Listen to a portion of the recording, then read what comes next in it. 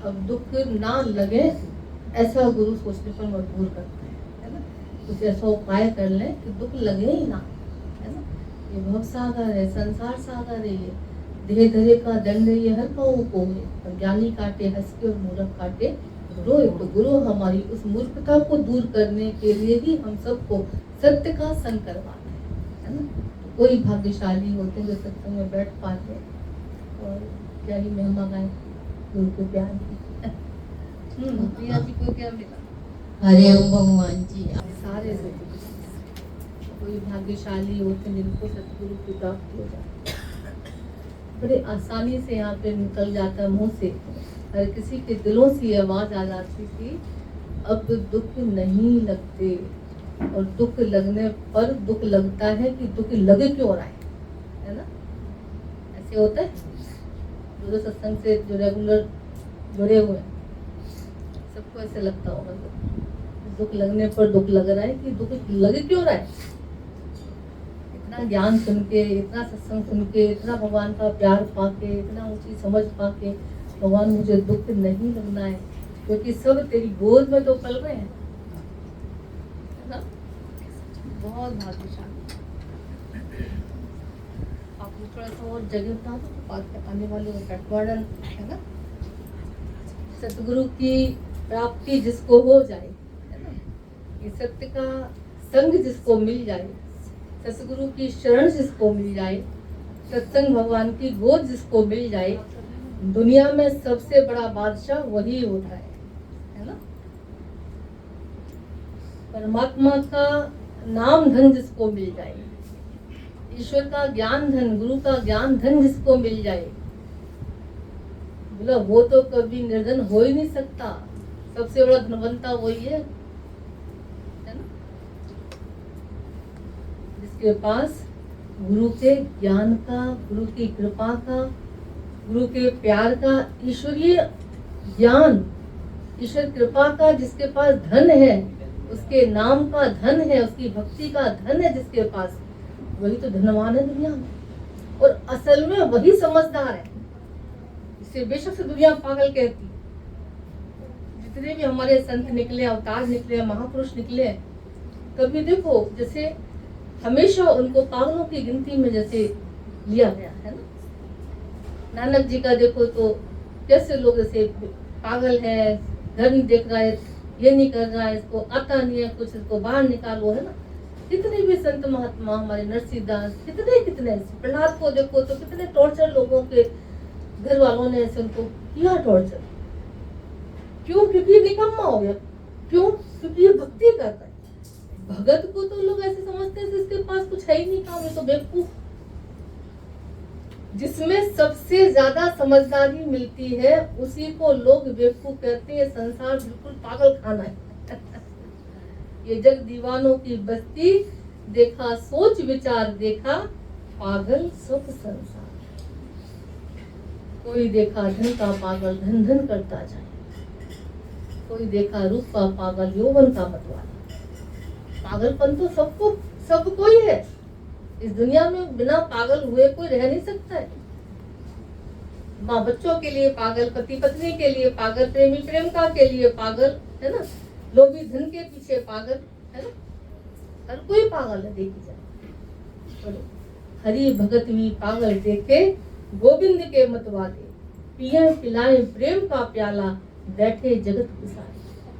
सच्चा भक्त समझदार व्यक्ति कहता है, भगवान मुझे और कुछ देना ना देना, बस वही पागलपन दे देना। कौन सा पागलपन?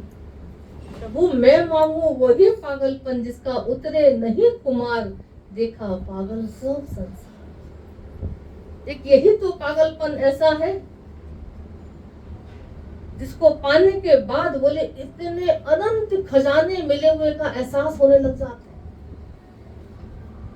विद्वता का एहसास होने लग जाता है। लगता है सच्चा धन तो मैंने कमाया, सच्ची भक्ति, सच्ची पूर्ति, सच्ची तृप्ति तो मैंने पाई है, वरना दुनिया तो भागे जा रही है, दौड़े जा रही है, तृप्ति नहीं आ रही किसी को भी। अभी देखो तो और के पीछे पूरा दौड़ लगी पड़ी है सबकी, पूरी जिंदगी जैसे दौड़ता रहता मनुष्य। एक भगवान के चरण तो ऐसे हैं, एक परमात्मा की भक्ति तो ऐसी है, एक गुरु का वचन, गुरु का प्यार, गुरु का आशीष तो ही तो ऐसा है, जिसे प्राप्त करने के बाद अब कितना दिल से एक आवाज आती है, भगवान अब ना मिले संसार तेरा प्यार तो हमारा, बेशक से मुझे अब कुछ मिले ना मिले,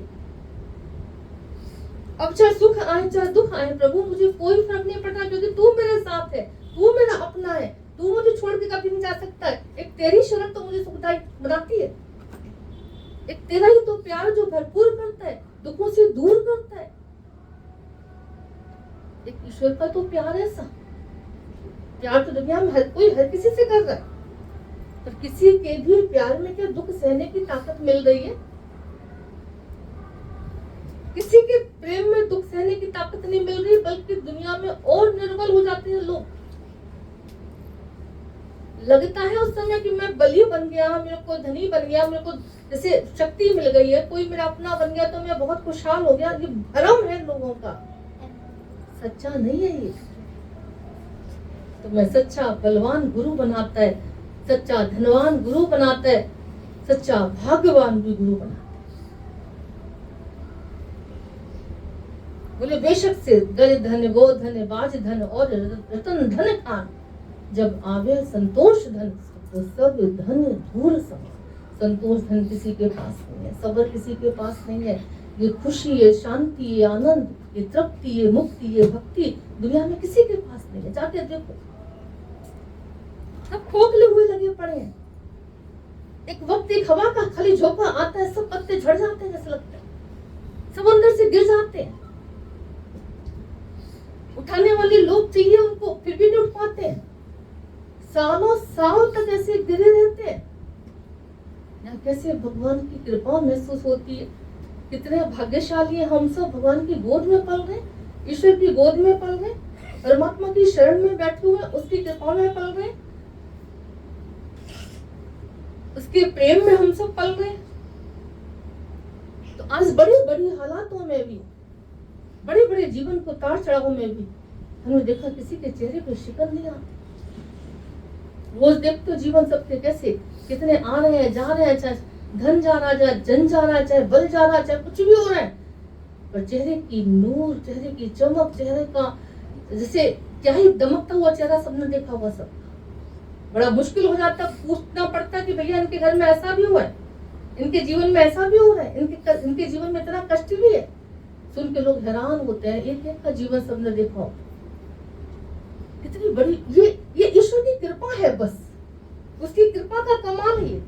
परमात्मा के प्रेम में, गुरु के प्रेम में जो शक्ति, भक्ति और तृप्ति मिलती है, जो आनंद मिलता है, बोल संसार में सुख मिलेंगे तुम्हें, बेशक मिल जाएंगे, साधन मिल जाएंगे, बेशक से सुखों के साधन भी मिल जाएंगे। सुख के साधन से थोड़ा सा तुम्हें सुख भी मिल जाएगा, चलो थोड़ी देर के लिए, आनंद नहीं मिल सकता। सुख मिलेगा मना, सुख के पीछे दुख लगा पड़ा है। आज कुछ कोई भी सुख देगा तुम्हें, कल या परसों या सालों बाद या जन्मों बाद कोई व्यक्ति कहीं ना कहीं कभी आके तुम्हें दुख नहीं देगा। ये संसार ऐसा ही है, अभी कोई सुख दे रहा है वही दुख दे रहा है, अभी कोई मान कर रहा है कभी वही अपमान कर देता है, कभी गरीबी है तो कभी अमीरी है, कभी जीवन तो कभी मरण। ये द्वंद्व जोड़े सबके जीवन में चलते रहेंगे दुनिया। इसीलिए सत्य गुरु तुमको सत्य से जोड़ता है। वो कहता है संसार में तुम जिस चीज से जुड़ रहे हो वहां धक्के और धोखे के अलावा और कुछ नहीं।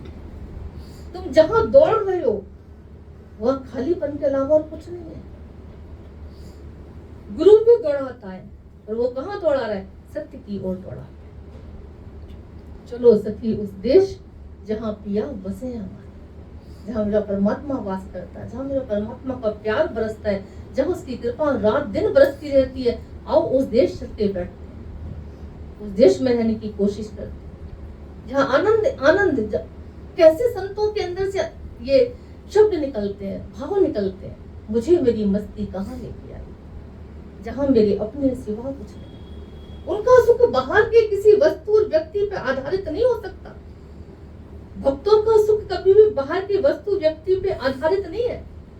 और जिसका सुख बाहर की वस्तु व्यक्ति पर शरीर पे आधारित है, तो वो भक्त नहीं है, भगवान का बच्चा नहीं अपने को कह सकता।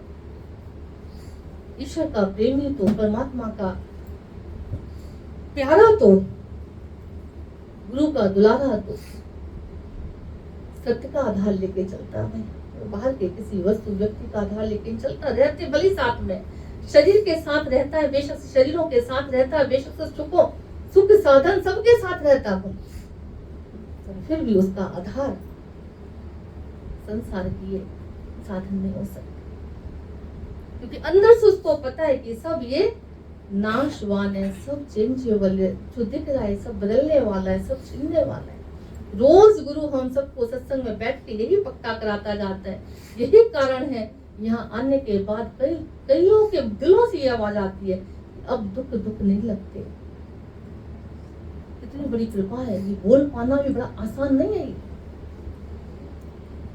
बड़ी बड़ी हालातों में भी अब हमको कोई गिरा के हालत नहीं जा रही है, सिखा के जा रही है, प्रभु की तरफ बढ़ा के जा रही है और ज्ञान पक्का करके जा रही है। हालत ये कि गुरु ने तो पहले ही बता दिया कि संसार में कोई स्थिर नहीं है, स्थिर नहीं हो सकता। कभी किसी का प्यार, किसी कोई सुख साधन, ये सब स्थिर नहीं हो सकता। आज तो मैं सुख दे रहा, कल दुख देगा, इसलिए थोड़ा साइड हो जाओ, खड़े रहो बेशक से। दो मक्खी, दोनों को शहद चाहिए था, भूखी थी दोनों, अब शहद रखता हुआ है। देखा एक मक्खी ने जैसे शहद को देखा, और बाप रे, गिर गई उसको, बीच में ही कूद के ऐसे, सारा मेरा ही हो गया जैसे, अब मैं किसी और को नहीं दूंगी, मेरा ही हो गया सारा, मैं ही खाऊंगी बीच में बैठ के। और जैसी बैठ के बीच में चिपक के शहद, सारे पंखों में शहद चिपक। दूसरी है, उसने कहा खाना तो है ही मुझे भी, पर ये तो बेकार मरी गई, चले न खाया ना। समझदार थी, ज्ञानवान थी, उसने कहा शहद तो खाना है, भूख तो मिटानी है, बीच में बैठने की क्या जरूरत है। साइड से लेके चल गई, साइड से अपने बैठ के अपना शहद भी चखा, पेट भरा, उड़ गई। ज्ञानी भी संसार में, ज्ञानी अज्ञानी दोनों रहते हैं संसार में, और ऐसे ही रहते हैं। संसार बड़ा बड़ा सुखदायी लगता है, ये माया परमात्मा की बड़ी लुभावनी लगती है। अज्ञानता में हम इसमें एकदम से कूद पड़ते हैं, सब मेरा है, सब मेरा है, सब मेरा, सब मेरा। उसके बाद जो धक्के धोखे मिलते हैं, जो पीड़ा मिलती है, जो तकलीफ मिलती है, जो मौत मिलती है, जाके संसार में देखो सब त्राई त्राई करने में लगे पड़े हैं। नानक दुखिया सब संसार, क्यों बोल दिया संतों ने। और ये उनके अनुभव है, और ये उनके अनुभव ही नहीं है, ये आज हम सब के अनुभव बन चुके हैं। दुखिया सब संसार, सुखिया वही जिससे नाम आधार, जिसको परमात्मा के नाम का आधार है, जिसको सत्य का संग है, जिसको ईश्वर के चरणों में ठिकाना मिल गया है, जिसको गुरु के वचनों से दिल लग गया है, जिसको जीवन की सच्चाई का पता चल गया है, जिसने अपना आधार संसार का सुख नहीं, साधन नहीं, व्यक्ति वस्तु नहीं, जिसने अपना आधार परमात्मा का प्यार समझा है, जिसने अपना आधार सत्य का संग समझा है। मेरे तो आधार श्यामा श्याम के चरणारविंद, क्यों भजन भगवान भक्तों के ऐसे हृदय से निकलते हैं। उनके आधार भगवान के चरणारविंद है, भक्तों का आधार गुरु का वचन है, उनका प्यार है। बोले सुखिया वही, संसार में ऐसा नहीं कि सब दुखिया ही है। बोले सुखिया वही जिस नाम आधार। गुरु भी हम सबको संसार का कोई सुख नहीं देता। आज ये दर ऐसा है जहाँ तुम्हारी मनोकामना ऐसी पूरी नहीं होगी, पर और साथ साथ बड़े चमत्कार की बातें ऐसी हो जाती है कि सबके जीवन में सारे काम पूरे भी होते जा रहे हैं। कई लोग कहते हैं हमने तो मांगा भी नहीं है कुछ, हमारा तो काम कब से हम सोचे थे पूरा ही हो गया, हमने तो ऐसा सोचा नहीं था, भगवान तुमने ऐसे पूरा ही कर दिया। कितने लोग आके अनुभव बताते हैं कि जिस काम के लिए हम दर दर भटकते रहे वो हमारा काम नहीं हुआ, यहाँ के कुछ दिन बैठे हमको अंदर मन शांत हुआ और सारे काम पूरे हुए हमारे, बिना मांगे भगवान ने झोली भर दी। इतनी बड़ी कृपा है। गुरुजी बोलते थे एक सांसारिक माँ को अपने बच्चे का सब पता होता है। मेरे बच्चे के लिए खाने में, पहनने में, उसके रूम में क्या क्या रखना है, संसारी माँ को पता होता है। उस परम पिता परमात्मा को नहीं पता होगा कि तेरे जीवन में क्या क्या जरूरत होगी, तुझे किस चीज की जरूरत है, या वो तुम्हारी नहीं सुनता है? हमको तो लगता है वो तुम्हारे जो ख्यालों को भी तुम्हारे पढ़ रहा है, जो तुम्हारे अंतर मन की जान रहा है। तुम्हें कितना प्यार करता होगा, कितना दुलार करता होगा। काश हम सब भी उसको ऐसे ही प्यार कर पाए, ऐसे ही परमात्मा को ऐसे देख पाए, जगह जगह उसका दीदार कर पाए, जर्रे जर्रे में उसकी झांकी कर झलक देख पाए। ऐसी दृष्टि तो गुरु से मिलती है, सत्संग में मिलती है हमसे। और जितना जितना उसका दर्शन करते हैं, जितना जितना उसका आधार लेते हैं, जितना जितना उसका संग करते हैं, उतना उतना सुख हमें मांगना नहीं पड़ता, हमारे जीवन में बरसता हुआ खुद दिखाई पड़ता है। सुखिया वही, इस संसार में वो सुखी है खाली जिनका आधार परमात्मा का भजन है। दुखी तो क्या करें, संसार में बड़े दुखी है हम तो भैया, हमारे जीवन में दुखी दुख है। हाँ दुखी हूँ, क्यों? आधार तुम्हारा दुख है। जिस दिन सत्य का आधार लोगे, तुम्हारे मुख से ये उफ निकल नहीं सकता। तुम तो नाचोगे, गाओगे, झूमोगे, भक्तों की महिमा देखा। वीरा ने सब त्याग दिया, सब छीन दिया उसका, सब छोड़ दिया उसने, गली गली हरि गुण गाने लगे। जिस चीज के लिए तुम भागते हो, दौड़ते हो, पूरी जिंदगी लोग इसमें निकाल देते हैं, उसने त्याग के नाचना शुरू कर दिया। बताओ जरा, गली गली हरि गुण गा रही, ईश्वर से प्रीत निभा रही, परमात्मा के प्रेम में। और कौन सा शब्द निकल रहा उसके हृदय से? पायो जी मैंने राम रतन धन पाया। बताओ, संसार के धन की तो तुम्हें रक्षा करनी पड़ती है, रात दिन तुम्हें चिंता लगी रहती है, तुम ना जाने क्या क्या उपाय करते हो, कितने कितने तारे लगाते हो, चौकीदार रखते हो, और फिर भी तुम्हें नींद आ जाए तो बहुत गनीमत है। मीरा के पास जो भक्ति धन था, क्या बोल रही है? चोर ना लूटे कबहू ना कूटे, तुम्हारा धन तो कम होता जाएगा। तनख्वाह, गुरुजी बोलते थे, जिस तन से तुम तनख्वाह पाते हो कमा कमा के, वही तनख्वाह कभी वक्त ऐसा आ जाता है, कोई बीमारी लग जाती है, वो सारी तनख्वाह तुम्हारे शरीर में खा जाता है तुम्हारा। ऐसा भी समय आ जाता है, लोगों का देखा होगा सबने, वक्त का खेल है सारा। कब कौन सा बोला आग का किसके ऊपर टपक पड़ी, उस दिन भी चलो ना, आग लगे आकाश में, झर झर गिरे अंगार, संत न होते जगत में तो जन्म था संसार।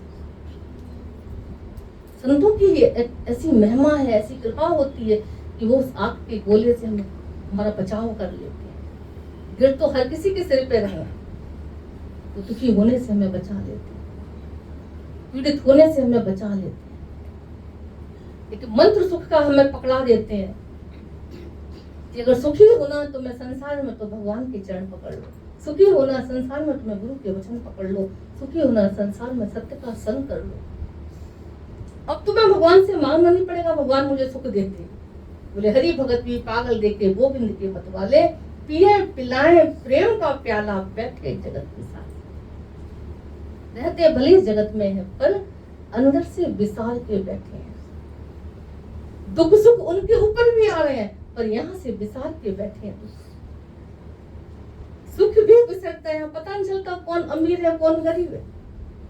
दुख भी विसार के बैठे हैं, पता नहीं चलता किसके जीवन में कितने पहाड़ जैसे दुख आए पड़े हैं। क्योंकि हरि भगत गुरु बनाना चाहता हूँ। जो हम संसार में बहुत कुछ बने हुए हैं, उन सब बनने में तुमको बहुत कष्ट मिला है। बोले आओ कुछ बनना ही है अगर, तो हरि का भगत बन जाओ ना, परमात्मा के बन जाओ ना। हरि भगत भी पागल देके गोविंद के मतवाले, पिए पिलाए प्रेम का प्याला, बैठे जगत के सारे। जगत में रहते रहते भी वो अंदर से जगत को विसार के बैठे। आज इसीलिए सबको बोलते हैं, जब भी बैठो भगवान की चर्चा में रहो, जब भी बैठो हरि भजन करो, जब भी बैठो परमात्मा का जिक्र करो। ईश्वर का सुमरन, ईश्वर का जिक्र, तुम्हारी फिक्र ना करे भगवान, ऐसा हो ही नहीं सकता है। सारी फिक्र तुम्हारी खत्म कर देता है भगवान का जिक्र। अभी यह बात एक एक बात नहीं, अंदर से तो फिर अंदर से अगर हम भजन कर रहे हैं, अगर हम अंदर से भजन कर रहे हैं ना, तो अंदर का भजन हमारा भगवान देख रहा, कोई बात नहीं। इस रूप में भगवान ने कहा कि ठीक है चुप कर जाओ, तो कोई बात नहीं, ठीक है भगवान अब मैं अंदर से गाऊंगा, ठीक है कोई बात नहीं। इनको पसंद नहीं ना, तो मैं अंदर से गाऊंगा, मैं अंदर की भजन की भक्ति लाइन उठ के फिर दूसरी ये चला जाता हूँ, मन ही मन गाता हूँ, बहुत अच्छा, बहुत उठ जाता हूँ जगह हाँ। छोड़ देता हूँ। बहुत भाग्यशाली। और संसार में भाग्यशाली हो इस बात को लेके कि जब घर संसार वाले ऐसे बोले ना, ऐसे करें, तो बड़ी कृपा। गुरु जी कहते तो बहुत भाग्यशाली। क्यों? क्योंकि अच्छा ममता निकाल रहे हैं, हमारी ममता निकाल रहे हैं। सबसे ज्यादा ममता तो घर वालों में ही होती है, सबसे ज्यादा मोह हमारा घर परिवार में ही होता है। और भगवान ने कहा जब तक तेरा ये बंधन है तब तक तू मेरे पास आ ही नहीं सकता। तो आप तो बहुत भाग्यशाली हो अगर कोई ऐसे बोलता है। बोले बहुत बढ़िया, वाह प्रभु, मेरी और ममता काट रहे हो, मेरा और मुंह निकाल रहे हो, और मुझे सत्य से जोड़ रहे हो, और मुझे अपने करीब ला रहे हो। बहुत नमन है तेरे प्यार को, और शुक्राने का। और ये तो सच्ची बात, जब भी इस रास्ते पे कोई बढ़ता है, हमारे गुरु जी बोलते थे कोई तुम्हें तिलक देके नहीं बढ़ाए। कहने का मतलब कोई तुमको प्रशंसा करके आगे नहीं तुमको बढ़ाए। वेद वाक्य पे जो नर चलते उनको लोग भ्रष्ट नर कहते। परमात्मा की तरफ चलते। मीराबाई को देखो कितने लांछन लगाए, क्या गलती थी? प्रहलाद को कितना टॉर्चर किया, क्या गलती थी? तो ये भगवान की, परमात्मा की क्या ही लीला गाय। बड़े पर मजे की बात तो हमको ये लगती है, इतना प्यार होने पर भी, इतना कष्ट पाने पर भी ईश्वर से कितना इसको प्यार है ना। मीरा को कितना प्यार रहा होगा जो पूरा सब कुछ त्याग होगा। प्रहलाद जी को कितना कितना भक्ति भाव रहा होगा, कितना ईश्वर से प्यार रहा होगा जो इतने कष्ट पिता के दिए हुए, सगा पिता उनको इतने कष्ट दे रहा, 5 साल के बच्चे के साथ क्या क्या नहीं करता। पर प्रहलाद के अंदर ये कहानियां हमको बहुत कुछ सिखाती है। अगर हम सीखना चाहें कि प्रहलाद के अंदर कहीं पर भी कोई शिकायत नहीं किसी के, कि मैं गलती नहीं कर रहा हूँ, मेरे पिता मेरे पीछे क्यों पड़ा हुआ है ना। वो अपने हरि भजन में लगे पड़े हैं। कोई कुछ भी कह रहा है, कोई क्या भी कर रहा है, मुझे कोई लेना देना नहीं है, मेरी भक्ति में बाधा ना आए। वो श्री हरि श्री हरि श्री हरि, खोलती कढ़ाई का तेल भी देख रहा है प्रहलाद, उठ रहा है उसमें, देखो खोल उठ रही है, उसमें कैसे धुआं निकल रहा है। एक छोटा सा बच्चा खोलती कढ़ाई का तेल डाला जा रहा है उसमें, तेरे को डाल दूंगा, हरि भूल जा। नहीं, हरि तो नहीं भूल सकता, हरि को तो नहीं छोड़ सकता। जल जाएगा, मर जाएगा, भूल जाएगा, कोई बात नहीं। उठा के अगर डाल भी दिया, मान लो, क्या सबको पता ये कहानी। और ये कहानी मनगढ़ंत नहीं है, सच्ची सच्ची ये महिमा है ना? सच्ची महिमा है, सच्ची बातें सारी। ईश्वर ने देर की क्या? तुम अपने घर का तेल ठंडा करो, घंटों लग जाएंगे। एक कटोरी तेल तुम्हें ठंडा करने में घंटों लग जाएंगे। खोलती कढ़ाई का इतना ज्यादा तेल, ईश्वर ने जैसे ही बोला कि प्रहलाद का चरण उसमें पड़ा तेल में, जैसे ही छोड़ा उन्होंने तेल में, वो ये ऐसा शीतल कर दिया भगवान ने। एक फपोला नहीं, कहीं भक्तों को कोई कष्ट नहीं, पर्वत से लड़कवा दिया। अब तो अपने घर की सीढ़ी से गिरेंगे, हड्डी टूट जाएगी। फेंक दिया बच्चे को, मरो जाके, हरि भजन करना ना, जाओ मरो जाके, मर जा सी जिंदगी से। तो सच बात है, भगवान को पागल ही लोग, भक्तों को तो पागल ही कहा जाता भैया। और हरि भजन के करने वाले पागल तो कोई बिरले भाग्यशाली होते हैं। ईश्वर के लिए पागल तो कोई बिरले भाग्यशाली होते हैं, नमन करने लायक होते हैं, वो तो दर्शन करने लायक होते हैं। अगर पर्वत से भी लड़का दिया तो वहां भगवान ने देर की कि गोद में उठाने के लिए, पहले से पहले खड़े थे गोद में लेने के लिए, कैसे आहा, फिर प्यार से मुस्कुरा के ऊपर। पर प्रहलाद की इस कहानी से हमको शिक्षा क्या मिलती है? हम सब ने ये कहानियां रोज पढ़ी, हर होली पे लोग प्रहलाद की कहानी कर लेते होंगे, पर प्रहलाद के हमको एक बहुत अच्छा आदर्श लगता है। प्रहलाद का बहुत अच्छी बात लगती है कि चाहे पिता ने कितना भी कष्ट दिया, कितना भी उसके साथ बुरा बर्ताव किया, पर प्रहलाद के जीवन में, प्रहलाद के मुख से, प्रहलाद की कहीं पर भी उसके जीवन में शिकायत नहीं थी, है ना। उसने अपनी भक्ति नहीं छोड़ी, है ना। बस ये कहानी हमको शिक्षा देती है।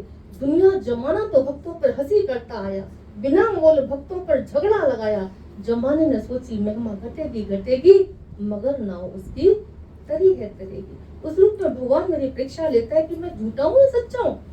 अगर झूठा होऊंगा मैं तो छोड़ दूंगा ना भैया, तेरी भक्ति से मुझे इतना अपमान सहना पड़ता, छोड़ना भक्ति।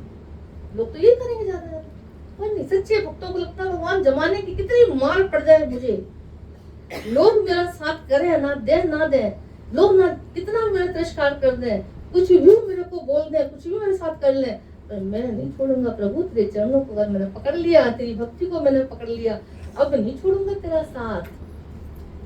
कोई भाग्यशाली हो। और उन ऐसे सच्चे भक्तों को भगवान ना बचाए, ना रक्षा करे, ना शक्ति दे, ना संभाले, ना उनको गोद में बिठा ले, ऐसा हो ही नहीं सकता। भक्तों को जैसे कष्ट लगते ही नहीं। गोपियों को इतना इतना मार पड़ती थी गोपियों को। एक बार भगवान जी राधा जी के पास बैठे थे, अचानक से राधा जी ने देखा कि भगवान की नील पड़ गया पीठ में। बोली प्रभु आप ये अचानक से ऐसे क्या, नील कैसे पड़ गए? भगवान मुस्कुरा दिए। ये क्या हुआ? बोले गोपी मेरे पास आने की तरस रही थी, रो रही थी, और उसकी माँ मारने में, सास मारने में लगी, उसको डंडों से मार रही थी उसको, मैंने पीठ कर दी जाके उसको। अब कई लोग ना भक्त तो बड़े बेशरम टाइप के होते, कई लोग कहते हैं इनको तो कितना डांट लो, ये तो बेशरम हो गए, बड़ी बेशरमाई ला दी है, कई लोग ऐसे बोलते हैं। तो गोपी तो श्री कृष्ण श्री कृष्ण श्री कृष्ण लटती जा रही थी, मार पड़ती जा रही थी, पर वो भगवान का नाम नहीं छोड़ रही थी, नहीं भूल रही थी। मतलब कहने का कितने डंडे खा के भी उसके चेहरे की मुस्कुराहट दूर नहीं हुई, हरि का नाम उससे बिसरा नहीं। उसने डंडे खा के भगवान को भूला नहीं कि मुझे इतना तकलीफ मिल रही है तो मैं छोड़ू ना, कृष्ण के नाम से मुझे इतनी पीड़ा मिल रही है, मैं छोड़ दूं ना कृष्ण का नाम ना। उसको पता चल गया था कृष्ण कोई साधारण नहीं है, कृष्ण तो अवतारी है, पुरुषोत्तम है, परमात्मा है। और एक बार जब जिसको लग जाए ऐसा, तो सच्चा तो वही होता है कि दुनिया की यातनाएं मिलने पर भी उसकी श्रद्धा टस से मस ना हो, भक्ति तो उसी को कहा जाता, भक्त तो उसी को कहा जाता। गोपी भी खुश है मार खा के, और भगवान मुस्कुराए डंडे नील सह के देखो जरा। ये भक्त और भगवान की महिमा है। गुरु भी हम सबको कहता है, कितने भी अंदर में हालातें आ जाए, बातें आ जाए, जमाना कितना भी तुमको गिराना चाहे, हटाना चाहे, हट नहीं जाना। भगवान के चरणों को छोड़ मत देना, भक्ति रस को छोड़ भूल मत जाना, छोड़ मत देना। सतगुरु के वचनों से तुम प्रीत बढ़ाते चलना, जो सतगुरु से मिला है कहीं और क्या मिलेगा। ये गुरु का ही वचन है, गुरु का ही प्यार है, जो हम भगवान को हमको 24 घंटे इर्द गिर्द जहां तक का दर्शन करा देता है। वो साकार निराकार जड़ चेतन में सब में उसका दर्शन करा के कहता कोई बात नहीं, सुख में भगवान तू ही परीक्षा ले रहा। जब भी कोई ऐसे बोलो भाव भगवान आ गया तू मेरी परीक्षा लेने के लिए, मुझे गिराने के लिए, मुझे अपने रास्ते से हटाने के लिए, ताकि मुझे बुरा लगे, मैं चिढ़ूं, मेरी श्रद्धा में इधर हो जाए कुछ। पर ना, मैं समझ गया तुझे, मैंने देख लिया, मैंने पहचान लिया तुझे। उस समय बोला तो वाह प्रभु आ गए तुम मेरी परीक्षा लेने। कितना कबीर को भी कैसे छोड़ो, किसी ने संसार में कोई नहीं छोड़ सकता, इस रास्ते पे सेहत में कोई नहीं बढ़ा सकता, पर अंदर से प्यार से भक्ति भावना में बढ़ते चलोगे, जब वो मिलता है, वो रस आता है। गोपियों को क्या रस आता हुआ कृष्ण के प्रेम में, उसकी याद में।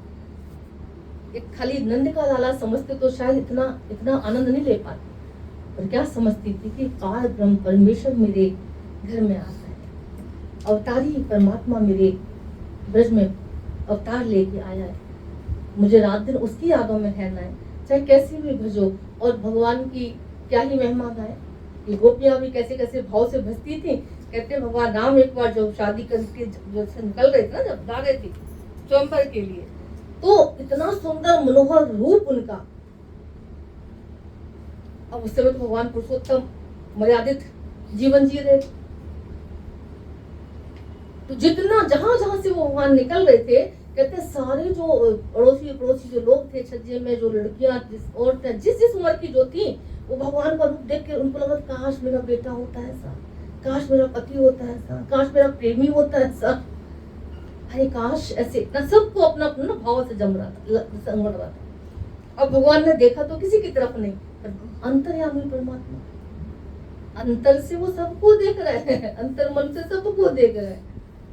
इन आंखों से वो देख रहा नहीं देख रहा, पर अंदर से सबकी जाननहार है, सबको प्यार से बोल रहे हैं चिंता ना करो। कृष्ण अवतार माँ के एक एक का भरण पोषण करूंगा, एक एक का भाव पूरा करूंगा, चिंता ना करो, लगे रहो बस तुम ऐसे ही। उस समय मर्यादा का उल्लंघन नहीं किया, पर कृष्ण अवतार माँ के कैसे कोई गोपी उनको बच्चा समझ रही है, कैसे कोई गोपी उनको पति प्रीतम समझ रही है, कोई गोपी उनको सखा समझ रही है, कैसे कैसे अपने हर भाव से पूरा किया, हर भाव को पूरा किया उन्होंने। क्या ही महिमा है। कितनी बार हमको अच्छा लगता है कैसे वो गोपी निकल रही बेचारी, मटका उठाया सिर पे, अब कन्हैया जी खड़े तो वहां पे कन्हैया जी से कह रही है लाला आंख जरा मेरा हाथ लगवा दे, गला जरा सिर पे रखवा दे। कन्हैया ने ऐसे कंधे उचका के ना, वैसे तो बड़ा भगवान बना फिरता है, बड़ा सेवाधार है, बड़ा प्यार वाला है, जरा सा मेरा इतना काम नहीं कर सकता है, थोड़ा सा हाथ लगवा दे, मटका रखवा दे ऊपर। ऐसे कंधा उचका के भाग गए। ऐसी गोपी गुस्सा आई, बोली बड़ा आया, वैसे तो देखो जरा, अब ये तो मेरे घर में माखन खाने बताऊंगी तुझे। लोगों को तो थोड़ा सा काम नहीं कर पाया मैं, भगवान इतलाते चले। अब जब गोपी घर पे गई, दरवाजे पे खड़े, कमर पे हाथ रख के, आ भैया मटका उतर मुंह जरा, अब बताओ जरा। और वो जारी उसका क्या हाल हुआ होगा। वो कह रही जब मैंने चढ़ाने ऊपर रखने के लिए तो ज्यादा दिक्कत होती है, मशक्कत तो ज्यादा ऊपर रखने चढ़ाने के लिए उठाने के लिए करी जाती है। जब मैंने उठाने के लिए उससे कहा रखवाने के सर पे कहा मटका भारी, तो ना तूने मना कर दिया, उतरवाने के लिए तो खड़ा होकर चल हट जा मैं उतार लूंगी अपने। भगवान ने कहा ना ये तो मेरा काम है, ये तो मेरा काम, उतारना तेरा काम, क्या बोझ रहित करना मेरा काम। कोई मुझसे पुकार करे और मैं ना सुनूं, उसकी ऐसा हो नहीं सकता। भक्तों की, क्योंकि गोपियां तो सारी भक्त थी, बोले भक्तों के जो खेल हैं उन्हें कुछ अनोखे होते हैं, और उनको कैसे खेलना, कैसे उनके साथ क्या करना है मुझे बखूबी आता है। मेरा स्वभाव बोझ उतारना है, मेरा स्वभाव बोझिल करना नहीं है। बोझिल करने के लिए पूरी दुनिया पड़ी है, तुम बैठो घर में आराम से, आके चार लोग तुम्हें बोझिल ना कर दे तो कहना। शादी विवाह में कोई आके बैठ तो जाए पहले जरा, चिंता होगी तुम्हें, ये बड़ा काम, ये बड़ा काम, तुम अच्छे खासे बैठो बोझ रही तो के। जब तक वो दो चार बोझ तुम्हारे ऊपर डाल ना देंगे ना, तब तक उन्हें चैन नहीं। और गुरु आता है, अवतारी परमात्मा पर पुरुषोत्तम सतगुरु जब मिलता है गुरु रूप में आके, भगवान रूप में आके, वो क्या कहता है, अरे चिंता किसकी करना, चिंता क्यों करना, चिंता उदासी मायूसी क्यों तेरी, सिर पे बोझ क्यों रखा तूने, आ मैं उतारू। भगवान बैठा ना, अब बोझ वो कैसे उतारता है, क्यों तू चिंता कर रहा है, परमात्मा बैठा ना, ईश्वर बैठा ना, सारी सृष्टि किसकी है, कौन करने वाला है। अब ये सच तुम नकार नहीं सकते, ये सच तुम नकार नहीं सकते, कौन करने वाला, परमात्मा करने वाला। किसका सारा संसार है, भगवान का सारा संसार है। सृष्टि किसकी है, ईश्वर की है। संभालने वाला कौन है, पालने वाला कौन है, करने वाला कौन है, निमित्त कारण तुम बेशक से बैठे हो बने हुए। ईश्वर के शुक्राने का उस बात की कि तुम्हें चुन लिया उसने सेवा के लिए। दुनिया में ऐसे भी लोग हैं जो अपनी गिराई में अपने मुंह में नहीं लेके जा पा रहे हैं, अपनी सेवा भी स्वयं नहीं कर पा रहे हैं। तो जब सेवा के लिए भगवान ने घर में खड़ा कर दिया तो शुक्राने मानो प्रभु। नतमस्तक होके, बी नथिंग होके इस कार्य को बखूबी निभाओ। प्रभु मैं कुछ करने वाला नहीं, नाथ सब तेरी कृपा से चल रहा है, तेरी ही प्रेरणा से ये कमाल हो रहा है, मेरी ताकत का है। तो गुरु ही आके हमको बोझ रहित करता है कि सारे तेरे काम बनेंगे, चिंता नहीं करना। डोरी सौंप के तो देख एक बार उदासी मन काहे होता है। ईश्वर के चरणों की डोरी बांध के तो देखो, परमात्मा को जरा बच के तो देखो, उसको जरा अपना बना को तो देखो, उस पर जरा विश्वास करके तो देखो। जिसने भी उस पे विश्वास किया, जिसने उससे प्यार किया, जिसने उसके सच्चे आधार को लिया है, दुनिया में अमर नाम तो उन्हीं का हुआ है। वही अमर हुए, वही आदर्शवान बने, वही दर्शनीय बने, वही जैसे सबको पार उतारने वाले बने। और जिसने संसार का आधार लिया, जिसने धन का आधार लिया, घर का आधार लिया, जन का आधार लिया, द्रौपदी का जीता जागता ये आदर्श हम सबको क्या सिखाता है कि सबका आधार लिया उसने, सबको पुकारा, घट वासी को नहीं बोला। मुंह से तो बोल रहे हैं, अंदर नाभि में सब में मेरे वाले पड़े हैं। भगवान जब ये रूप दिखाता ना घर वालों के और संसार वालों के, समाज वालों के, तो समझना बहुत कृपा होती है। जब उल्टे संसार वाले चलते हैं बड़ी लोग कहते हैं हम पता नहीं भगवान किसी ने क्या कर दिया, पता नहीं मेरे बड़े बुरे दिन आ गए हैं, सब घर मेरा ऐसे तितर बितर सा हो गया। गुरु ने कहा, सच्चा गुरु कहता नहीं कोई बात नहीं, काम मत कर। ये भगवान थोड़ा सा रूप दिखा रहा है, ये जीवन का सच सिखा रहा, बता रहा तुम्हें कोई काहू को नहीं, तो काहू को नहीं प्रीतम जान लो मन माए, कोई किसी का नहीं है। ये आज नहीं तो कल बदलने वाले, चाहे शरीर से चले जाए चाहे मन से चले जाए। तुम कब कहोगे मेरे तो आधार श्यामा श्याम के चरणारविंद, कब पक्का करोगे? तो समय रहते जल्दी से जल्दी सत्य का संग करो। जिसने सत्य का संग किया, जिसने भगवान का सुमरन किया, जिसने गुरु के वचनों से ईश्वर से प्रीति की है, जीवन में कितने उतार चढ़ाव आ जाए उसके जीवन के, चेहरे की मुस्कुराहट, चेहरे की चमक हमने देखा कभी कम नहीं हो सकती, क्योंकि ईश्वर ही करने वाला था, ईश्वर ही करने वाला है और ईश्वर ही करने वाला रहेगा। ईश्वर का ही सब कुछ था, ईश्वर का ही सब कुछ है, ईश्वर का ही सब कुछ रहेगा। ये तन मन धन सब किसका है? आरती अच्छे से आती ना सबको, बताने की जरूरत नहीं ना। हाँ, बस यही पक्की कहानी है। तन मन धन सब सब, और दूसरी लाइन फिर बोल देते हो स्वामी, और फिर तीसरी तेरा तुझको, अच्छे से याद है ना सबको? हाँ, सबको याद है। तेरा तुझको अर्पण प्यार आगे।